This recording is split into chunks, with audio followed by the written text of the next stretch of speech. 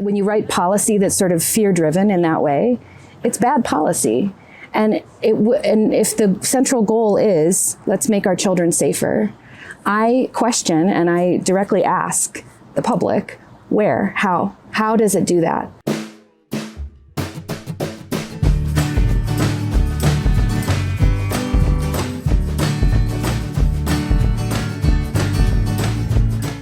This measure will not increase safety in Boulder. It will not increase safety for children in Boulder because it's the same thing that we're doing.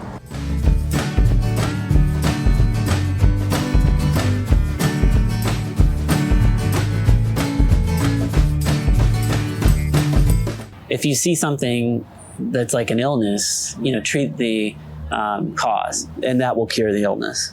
And I'm tired of this world where we think we can all work individually and somehow survive. We can't. We're in this together.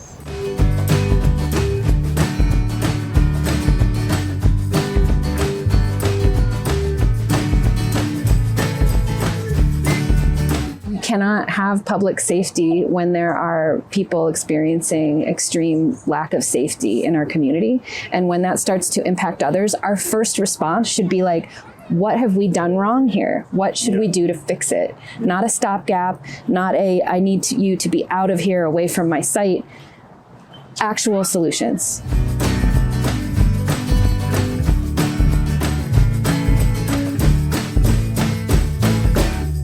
Hello, Boulder and the wider world. This is the Sharing Boulder podcast. My name is Philip Ogren, and for episode 42, I spoke with Katie Farnan and Doug Hamilton about their efforts to encourage voters to reject a ballot initiative called Safe Zones for Kids. Their campaign is called Solutions, Not Safe Zones, which challenges the conventional wisdom that a ballot measure that addresses the safety of our children is necessarily good policy. We met outside the Boulder Public Library and discussed the merits of voting for a ballot measure that they argue is both not helpful, but worse, will be counterproductive. I hope you enjoyed this conversation with Katie Farnan and Doug Hamilton. We ain't throwing starfish here, now we're having a good party. Talking about structural change. We believe the land is sacred, even beneath that vacant parking lot, where the weeds are doing their best to express the need for something different. Gonna make some space for you and me to live here all together. Gonna make it safe and fun for kids to get around the town. Gonna find me a residential pedestrian district where I can gracefully grow older. Gonna spend my remaining years sharing Boulder. Hello, Katie and Doug. Welcome to Sharing Boulder. Thanks so much for being here today. Thanks for having us. Do you mind introducing yourself briefly? Sure. My name's Katie Farnan, she, her pronouns. I live in Boulder and mom of two and former librarian, co-lead for Solutions Not Safe Zones. Great, thank you. And Doug? I'm Doug Hamilton, also co-lead of the Solutions Not Safe Zones, and I've lived in Boulder for 10 years. Let's see, I have two kids in Centennial Middle School, two girls, and that's me. Well, I'm Philip Ogren. I have a high school senior at Boulder High, and there are homeless people living under the bridge at 17th. Mm-hmm. What can we do about this? Maybe the safe zones is just the thing. I don't know.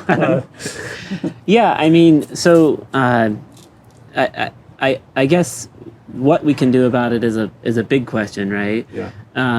This year on our ballot is one question about prohibiting what they call prohibited items, which are like tents and propane tanks, within 500 feet of a school or 50 feet of any sidewalk in the city of Boulder. So what we kind of say in the campaign is basically that most of this stuff is already being done by the city. In fact, at least as of Friday, those items are already being collected. Over 91 tons of material and 366 camps have been swept within the city of Boulder. just this year. Close to $3 to $4 million is being spent on it. So I think what the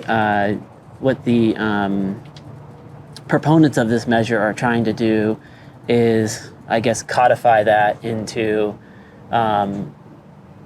Boulder City code, such that it can't be changed ever again without a vote of the people. So it would be pretty much a citywide camping ban, and that can't be changed except for the will of the voters of the city. At the campaign, we believe that these measures aren't working, and that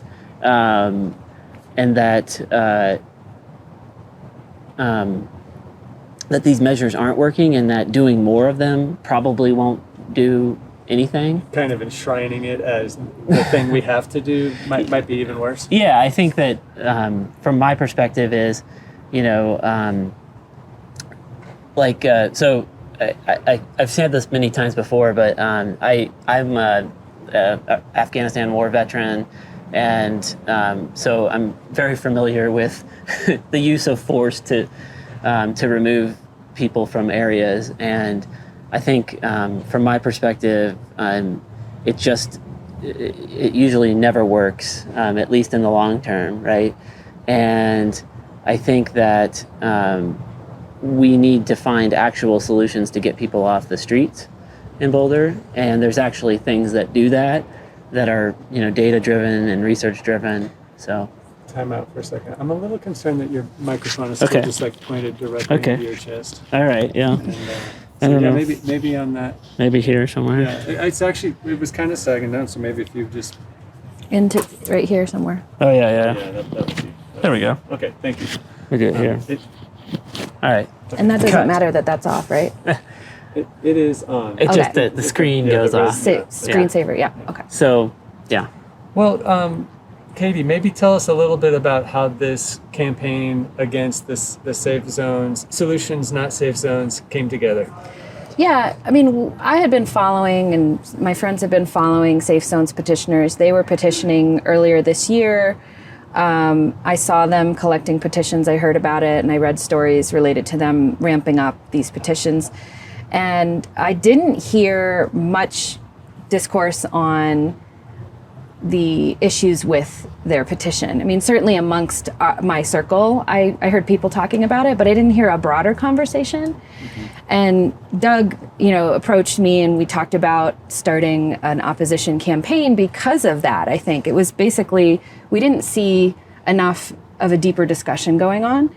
And that's one thing that you can get when you actually file an official campaign committee, is you get to enter the discourse. And so I think that was our primary objective, was to deepen the conversation and talk about exactly why Safe Zones for Kids is poorly written policy that will not bring about the safety that we all deserve here in this community. I always have kind of a reflexive, instinctive concern when it's because this proposal has very much it's for the children kind of a flavor to it, which always brings out my cynical side. And, but then again, it's hey, we're trying to make things safer for children. Mm-hmm. So what could possibly be bad about this proposal? Well, I guess I would say that is a completely understandable goal to have. We're all parents here. We all want that. We all want our children to be protected, and we want children to be safe. Policy that's driven, though, by that emotional response, and that's the sole driver, is when you write policy that's sort of fear-driven in that way, it's bad policy. And if the central goal is, let's make our children safer, I question and I directly ask the public, where, how does it do that? Because we already have a camping ban, as Doug mentioned, 92.6 tons of material removed to date this year, 366 encampments cleaned. We're still in this reality where people are frustrated and aggravated by that. right? With the camping ban in full force. The people perceive that the camping ban isn't in place because too many people are falling into homelessness and the city can't keep up.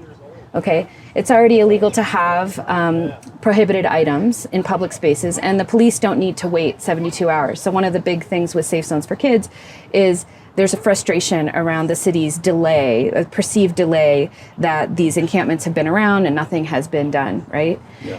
I want to know, in the 52 words of the Safe Zones for Kids ballot measure, where anything compels the city to change its safety approach. And we already know from the city itself in a memo from April 13th, 2023, that the city manager, the police chief, the director of the Safe and Managed Spaces program, the city attorney, a bunch of city staff wrote a memo and said, safety zones around schools do not add to our existing toolkit for enforcement.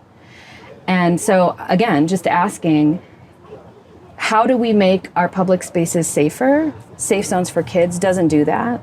And we should be talking about that before we put something in our municipal code that cannot be repealed except by another ballot measure. Yeah, and I think part of my impetus, and I wrote an op-ed about this in March, I think, of this year, was that we're also going to spend an inordinate amount of public debate time, public effort, and then eventually money and resources, right, to this effort, which all the homeless experts that I've talked to and all of the people that even in law enforcement and others that I talk to say it's not going to make a difference, but we're gonna do it anyway. It's like taking an extra pill that you know is not going to help you, right? Like, this medicine is not going to be helpful. And just if I can add to that too, so the question might be, why are we doing this then? If it's not going to change anything, why would we be spending our time? There's a very good reason. There's two reasons. The first reason is, if something doesn't work, we should not be doing more of it. Yeah. We shouldn't be directing finite time, resources, staff, money, personnel, effort into doing something that is ineffective. But the second reason is also that, you know, I think that this measure is a law and order measure designed for a political end, to bring people out to vote on a particular feeling about what they think Boulder should be doing, right? And this measure is kind of saying we should be doing more enforcement, right? Let's say that happens. Let's say that despite what we know, which is that everything is already happening in the prioritization structure of the city, there's already all of these tools already in the toolkit, but let's say that this actually compels the police or the city to direct the police to really enforce harder right here where we are in the downtown area. What is 500 feet from Boulder High?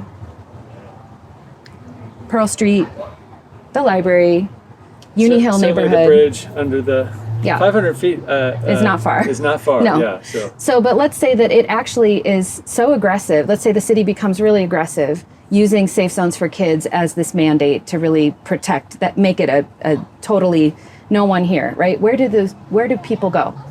And I'm talking about in reality, not like a rhetorical question. In reality, they will go elsewhere. And that means additional camps, additional interactions in the city area, additional sanitation issues, additional fire risk, going into the foothills, going in other places. So now we have additional problems we don't have now. So it's like it could either do nothing, and then we're back here again in 8 months talking about the same thing, or it does have some movement, and it would be temporary, right? Because really, when you have no other alternative options, you're going to sweep, move, return. It's an endless cycle. Yeah. You know, one of the things that came up, I was started reading your website this morning, and you know, the 500 feet from schools, yeah, that makes sense. I don't want propane tanks being used near my kids' schools, right? But the 50 feet from any public sidewalk seems crazy. Like, I mean, aren't there public sidewalks all over the city? And the point you made in the website is like draw the map of like the spaces that aren't within 50 feet of a public sidewalk. So that's our priority, is like the entire city is our new safe zone. You know, it's kind of it's not a focused approach, if that's what they're going for. Yeah, I think we brought that up, and I guess if it is really about children and schools, right, then you would, And ostensibly this was originally about Boulder High. The three petitioners, I believe, have students at Boulder High or did have students there, and you might just say Boulder High, right? Like I didn't draft the language, but if you're trying to, in any legislative endeavor, and I believe some of them are lawyers, so they should know this, that you would probably draft the remedy to narrowly cure the harm, if that's what it is. So I guess, why every school, there's only, it doesn't include every school in BVSD, because some of them are outside the city. So if you lived in Louisville or Lafayette or something like that, your school wouldn't be protected by this. But it seems overly broad. And again, propane tanks within 500 feet of a school are already against the law in Boulder. Anywhere on public space. And there's no reason why the police should wait. Now, if there's frustration around how the city is doing that, then we should talk about what specific approaches would make that better. And a ballot measure that, is codified into the law is not going to do that. I would also say, too, that I feel like a lot of the work that BVSD is doing right now is overlooked. They just had a security update on August 22nd where they spent time with their school safety advocate program, where they did a day in the life. And school safety advocates replaced the SROs in Boulder Valley schools. They repealed that in 2020. All right, we use SRO as single room occupancy mostly on this podcast, so you're going to have to give us... School resource officer, and they are employees of the police department, and they're tied directly into the criminal justice system. And the removal of SROs was a win for BVSD because studies show that interactions with police, between police and students, often results in more entry into the school to prison pipeline, and kids are often interacting with police in unproductive ways that cause them to enter that system. School safety advocates are former police officers, but they're not tied into the police department. So their job is safety, and they patrol the area around the schools. They escort students ahead of time. They walk the paths. Also, the administration at Boulder High, this was in the update, definitely is talking back and forth with police on a regular basis. And we know that the police response time to incidents at Boulder High is under 60 seconds. And all of these things together, we should also be talking about, because those are actual solutions to the area in question that people are doing now. And I can't tell someone you should feel safe because of that. You have to decide for yourself, right? But as a community, we have to decide what are effective public safety measures, right, that we can implement across the city that don't make it worse, or don't, reiterate policy we already have, therefore giving people some false sense that we're doing something when we're not. Yeah, like this is productive use of time. Like one thing that occurs to me is, just to pick a random elementary school, Eisenhower. Imagine an encampment showed up in the soccer field and they had propane tanks out there. Like it's hard to imagine that the city wouldn't effectively and very quickly dismantle that and tell them to move on, or and I don't think in this case the encampments were actually on Boulder High property. Right. Maybe they were within 500 feet. They were within 500. They were along the creek path. They were near Arapahoe. Near the civic center over there. Okay. So. But close to the soccer fields and just outside. So obviously we have to have rules for spaces, and I think that the city is actually, I personally believe the city is doing an okay job at setting those rules and governing those spaces. And if they see a dangerous situation, they're supposed to stop it. So. You had a really nice analogy that I use now when I'm talking about this, which is the 3 stages. Oh yeah, So I mean, one of the problems is, so this comes from a book actually. Homelessness is a housing problem, and we mentioned it on our website. So I mean, I didn't create this, but like if you look at homelessness as a system, right?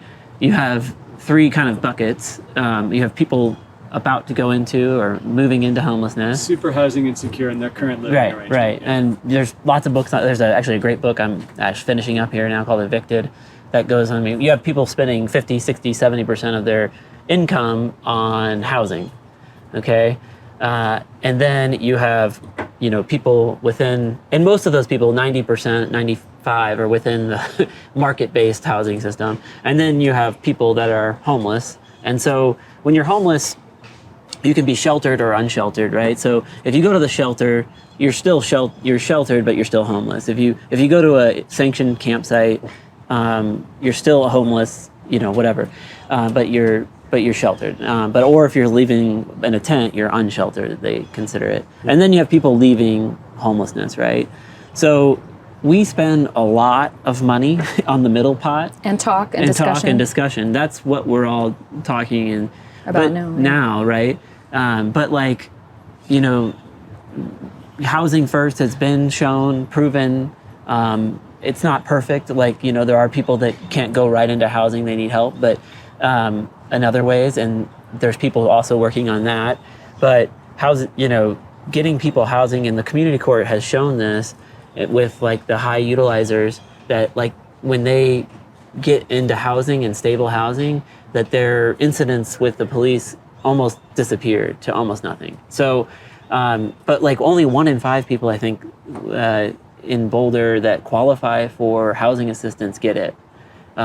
So say that it's about 1 in 5. I think there's I don't know exactly, but the people that qualify for housing assistance don't get it. And so, so if you're, in homelessness, and what the housing, homelessness is a housing problem people found is when they looked at geographic areas, what they call COCs, by HUD, considering LA and Chicago, or Seattle and Houston, these two areas, when they statistically measured for mental health, addiction, unemployment, and poverty, and even political persuasions like Republican or Democrat, that the only consistent variable that showed any correlation with the rates of homelessness was median incomes,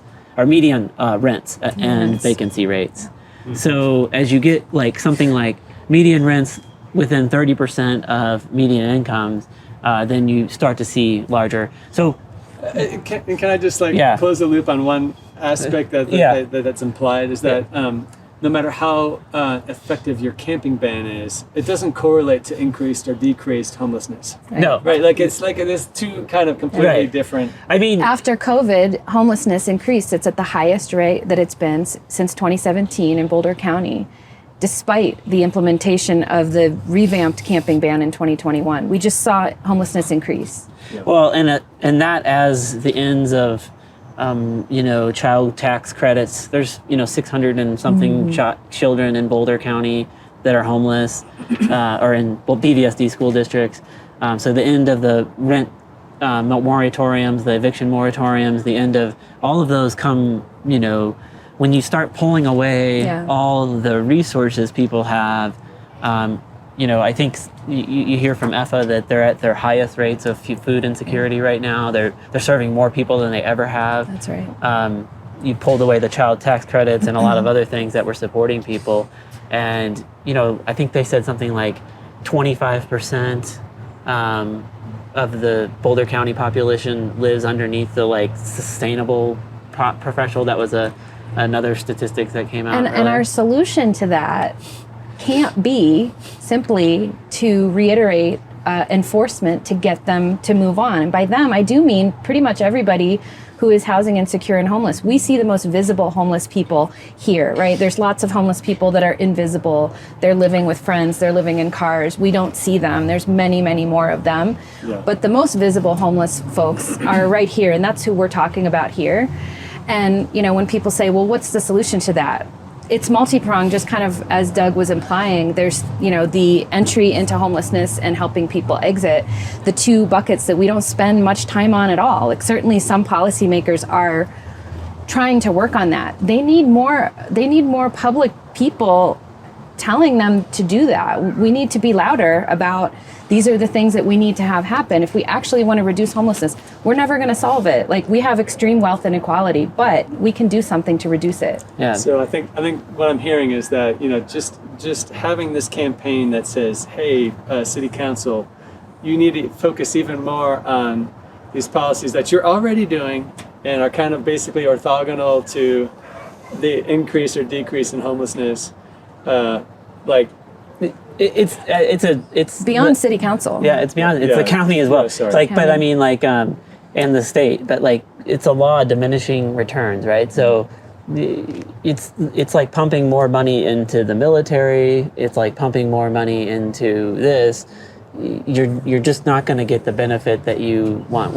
I don't know the exact statistics of public campers, but I think when I last heard, it was something around 120 people in the city. So we're talking about a city of 100,000 people, and we're talking about a population of like 120 people. That's right. Yeah. So I mean, to put that into scale, It's addressable. We can address it. Yeah. It's not, and homelessness took decades to make, right? There's lots of things that happened in the 60s, 70s onward with our housing policy, with the way we treated mental health patients in institutions. There's lots of ways that we created homelessness over decades. Anybody saying that they have a stopgap or a short-term fix is not looking at like the conditions and the situation that we're in right now. It's not a quick fix. But in the short term, we should be doing things to push and pressure lawmakers and policymakers and the public to do something, speak up, right? Because it will take time to get some of these things in place. Yeah, enforcement, is not, in my view, is not, the other problem is within Boulder, I think most of the, high utilizers within, Boulder County or the city of Boulder are part of they go to the community court, and from what the chief says is Right. the jail is full, and so like they get released back out. So, you can keep ticketing. It's like trying to squeeze blood from a turnip. And the actual things that help. A horrible metaphor. So the actual Yeah. benefits are like harm reduction. And there's people that have come up with, plans on opening the detox center and wraparound housing, services and community support. That's in my view. So before I was working on this, I was working on looking at trying to put together a mental health district to provide mental health services. But I stopped because I'm like, well, if we're going to go spend money on this, like that, I think that there's a mental health center in Laramie County that was constructed, and I think its operating budget is like something like $8 million a year or something like that. And they spent like $8 to $12 million to build it. Well, we're spending $4 million a year on enforcement. So like $1.3 million more this year alone for the safe and managed spaces So program. like when you look at it, it's like probably, so the general fund I think is going to be something around $400 million, of which probably some of that's committed to other things. We're going to be spending 1% to 2% of the city budget on just encampment cleanups, and this was a problem we didn't have prior to 2021. So I was reading about the CARE program they're trying to bring online that has a $800,000 budget for non-police response. And I was reading Shea Castle's article on the budget that was just unveiled, just discussed in recent weeks. And there was an item in there, and I mean, it's easy to kind of like pull disparate things together and try to make a narrative, but there was a thing in there that said that they're going to spend $51.5 million to renovate the East Boulder Community Center, which is a place that I adore and I really value because it brings a lot of different people together. I found myself in a basketball game once where I was the only English speaker, and so I find it to be like a really valuable place that builds community. Yeah. But when you sort of put $51.5 million for renovating that versus the $700,000, and I know that the whole homeless budget is much more than that, but it speaks to where our priorities are in terms of solving these problems. Well, I don't know if is that federal? Is there any federal grants or funds? Yeah, it's probably problematic for me to. we have to. But I get it. I mean, if this is a huge crisis, why aren't we doing that? I think. Well, there's a myth around people coming to Boulder, or it's nationwide. Really, is that people presume that people are attracted to services, and that's just not the case with the data. That people tend to be homeless in their place of last residence. Well, only a quarter of Boulder residents are from here, so everyone has come from someplace else. And actually, I usually start off with that question to city council candidates because I think it's very telling to say I don't think anyone on city council was, born from here. Or in our county commissioners. So I don't know, but I'm guessing. I met somebody down at Mutual Aid, homeless, who was born and raised in South Boulder, went to Boulder High. Ouch. Yeah. And he's in his 30s now. It's a question, where are people from? I know that comes up a lot, and and I understand it's hard to know the data. People move around a lot, just like housed and unhoused people. So the fact is that regional and statewide and national support to this issue is why it's so crucial that we get. But I would say that, because I can always hear in my head, okay, well, what would someone say to that when we talk about the fact that it takes some time, right? And on the flip side, we have proponents of safe zones for kids saying this is a stopgap. Everybody I've talked to, when I've talked to them about this, people I don't know so well, just asking if they've heard of it. And if they had, that's kind of the overriding sentiment is, well, this is a short-term measure just to get us to the safety that we need while we work on the long-term. Because the whole thing is we're going to do an all-of-the-above approach. And my argument with that is it's 52 words. Again, nothing in that measure provides the stopgap that I keep hearing, right? Everything in the measure is already contained in our current code and hasn't solved the problem. You could have an expiration date. You could say a stopgap measure. You could say this for 2 years or something. Instead of a permanent. But I would also say you're ignoring, plural, people I'm talking to, it seems to me, the actual measures in place, specifically addressing the issues in Boulder High and the issues around the creek.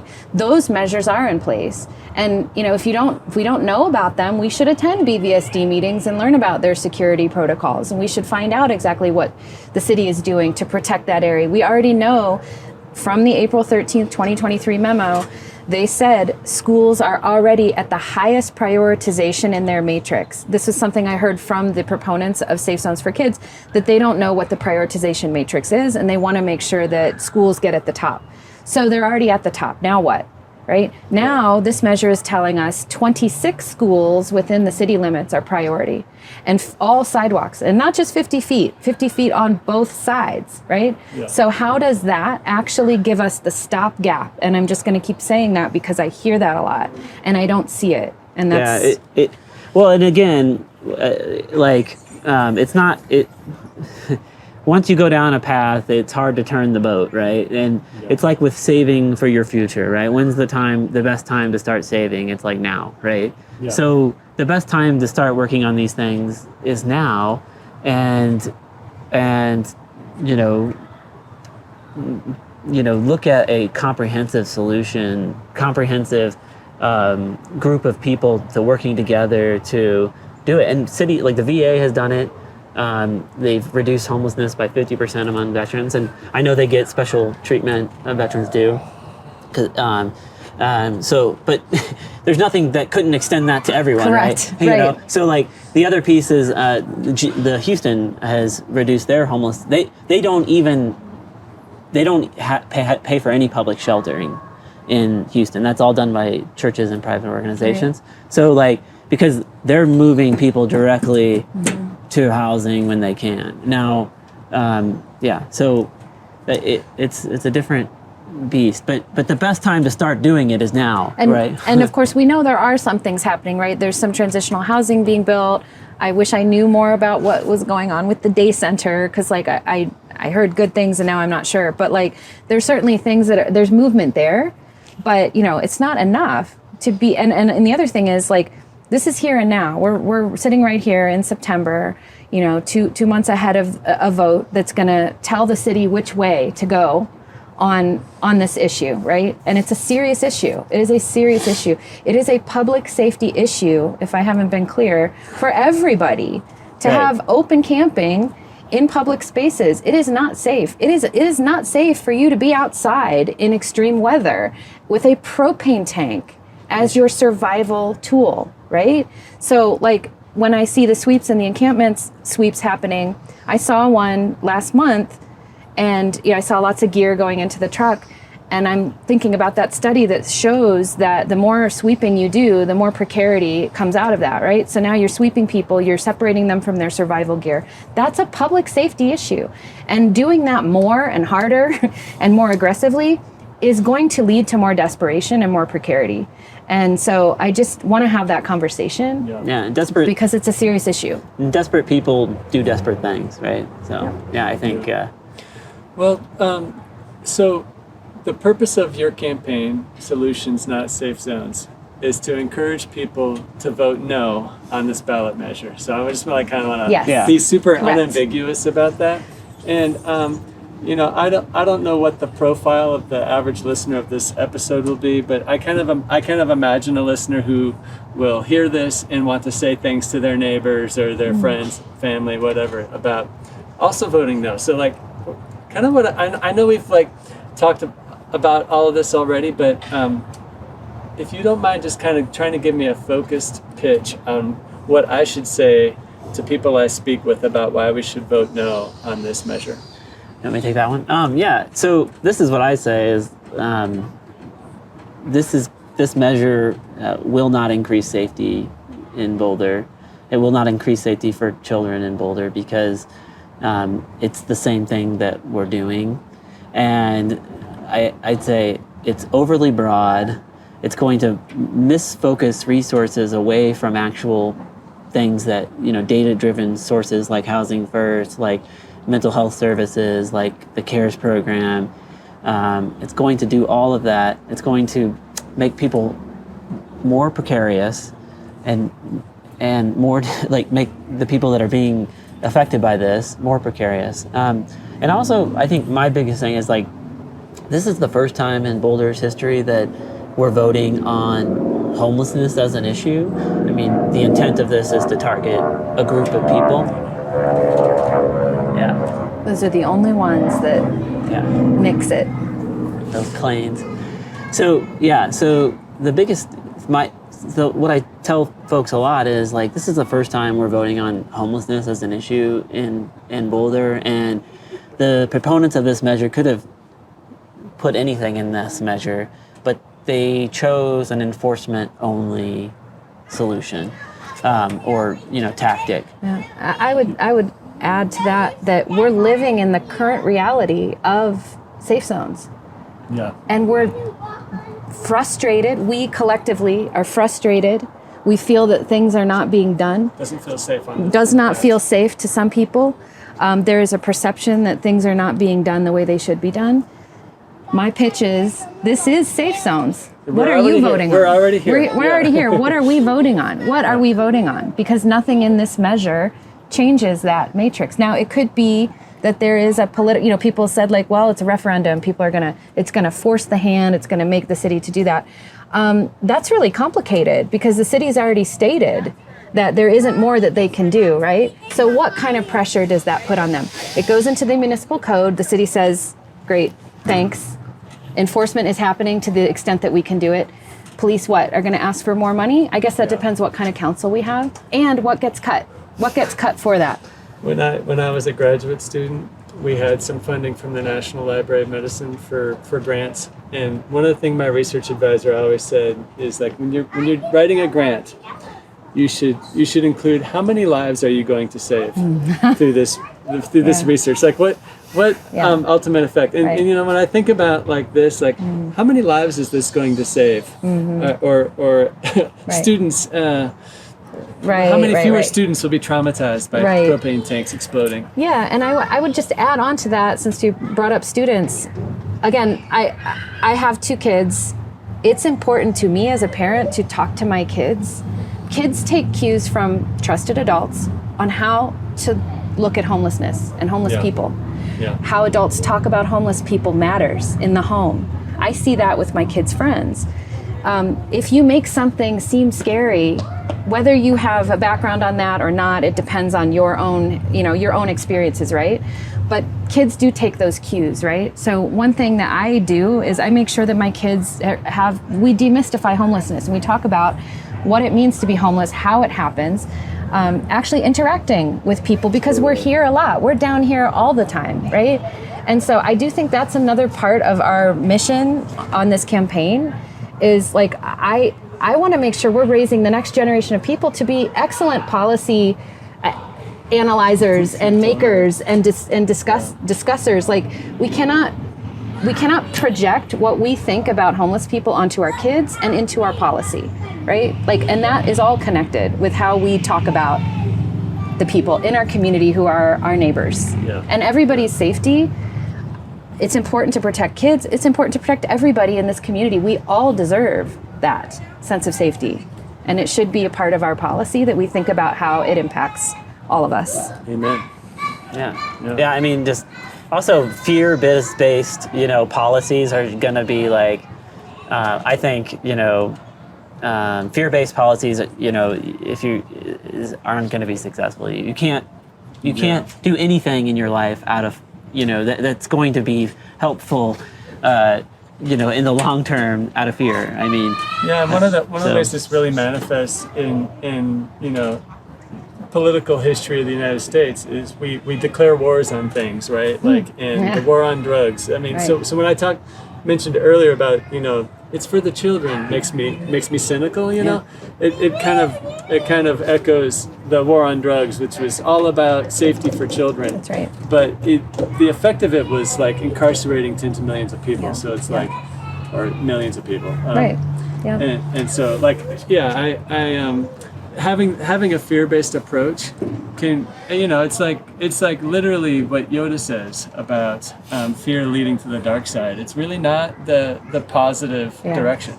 Well, and I think when you put safe and kids in a ballot measure title, you're going to have to do a lot of education. Not the people that made it, but the people that are looking at it saying, does that really bring us safety? Does that really bring us safety for our kids? Is a safe zone how we get to a safe city? Is that the same thing?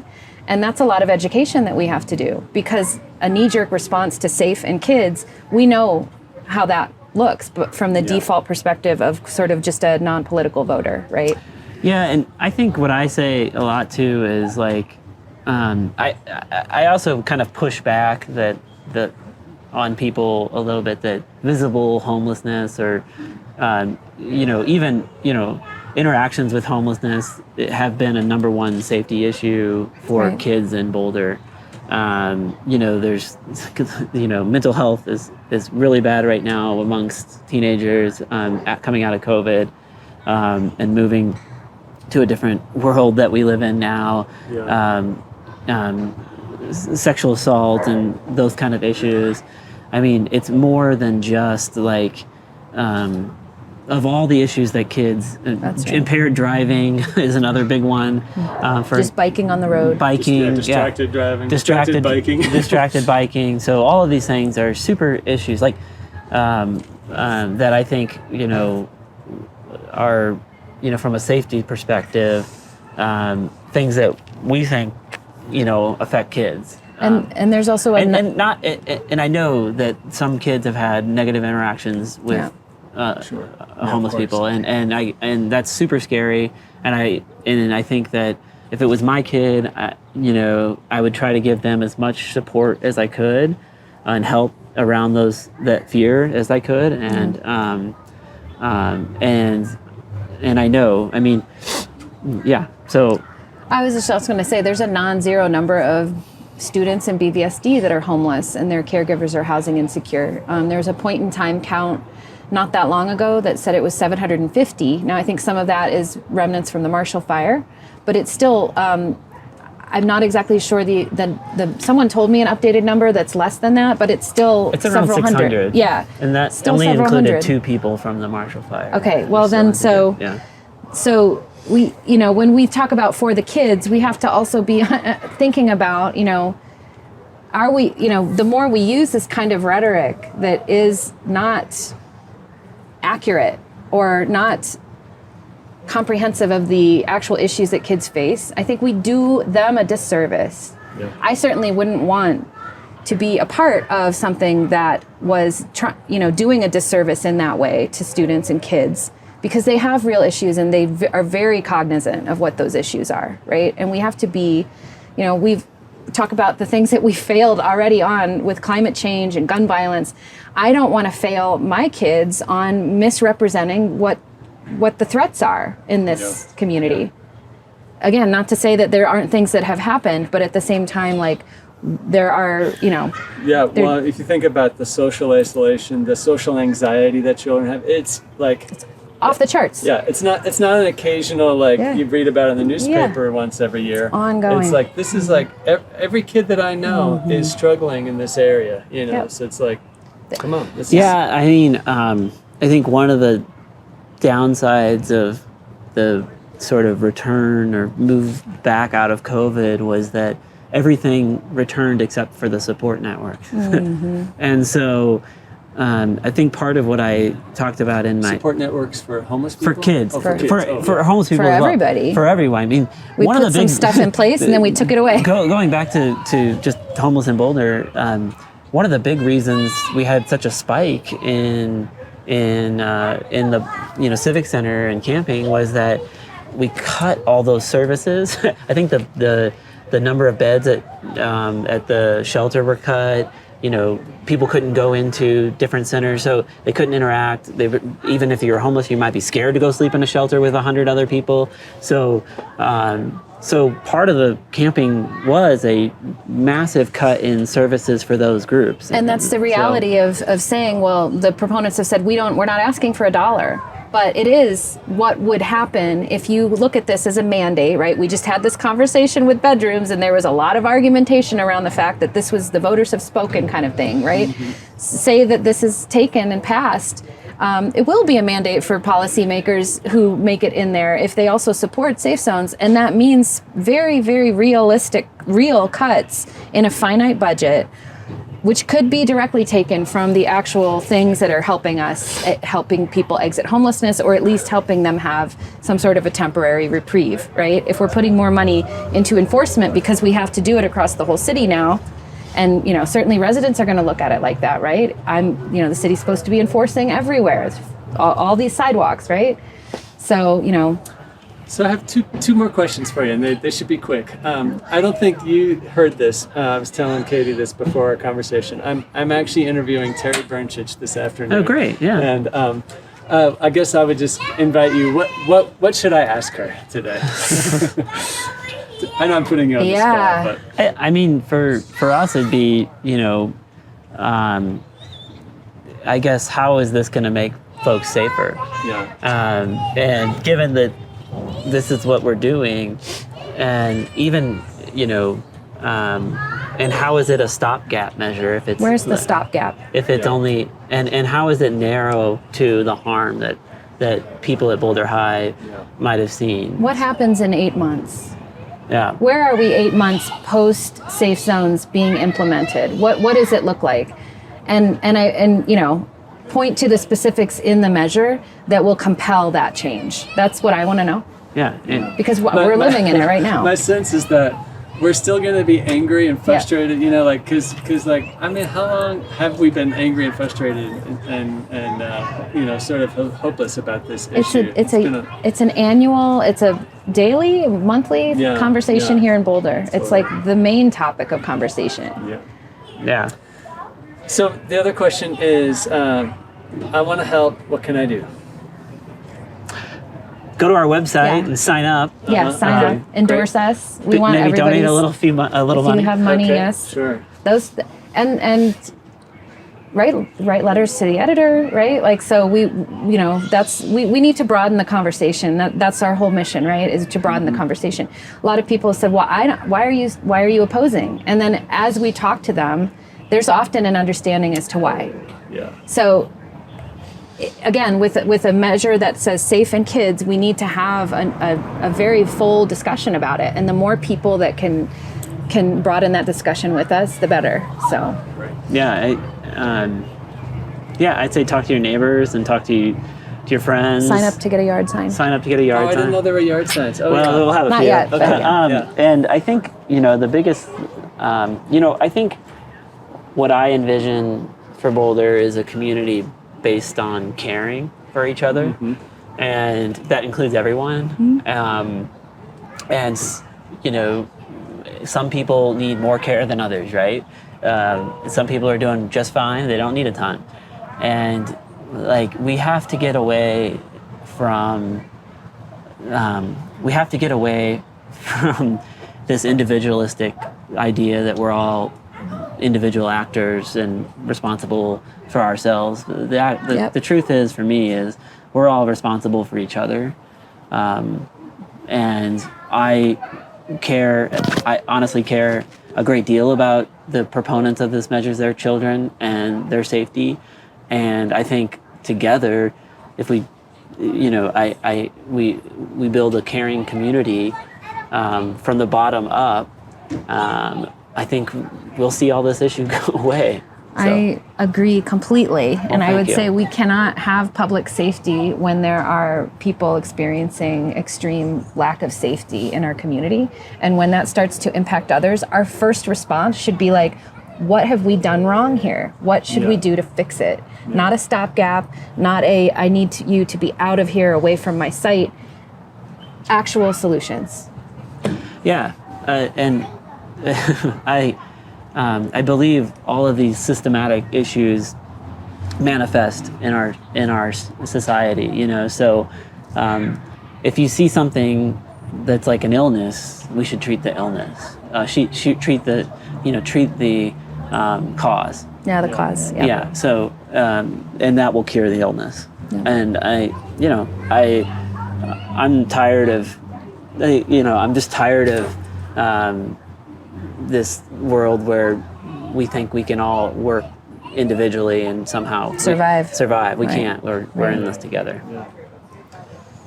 Well, thanks so much for taking time to tell us about this. Do you have any parting shots? You feel like we covered the issue pretty good, I think. Yeah, I think so. Yeah. We're glad to be able to speak. That's the thing. Is like. Thank you nice so to be much able for taking the initiative to broaden the conversation. I feel like it deserves a nuanced conversation, and just because it has kids and safety doesn't mean it's a slam dunk. And in fact, I appreciate that you've helped me understand that it's probably not a good measure to vote for. So thank you. Thank you. All right. Thank you. Yeah. Gonna find me a residential pedestrian district where I can gracefully grow older. Gonna spend my remaining years sharing Boulder. Thank you for listening to Sharing Boulder. Please support the podcast by sharing it with your friends and neighbors. You can contact me at linktree.com/Philip Ogren, which you can find by searching for Linktree Philip Ogren, or by visiting sharingboulder.us, where you can also find show notes and previous episodes. This episode of Sharing Boulder was produced by Philip Ogren and edited by Catherine Avery. The music was created by Nathaniel Ogren and Sack Lunch. Keep sharing, Boulder.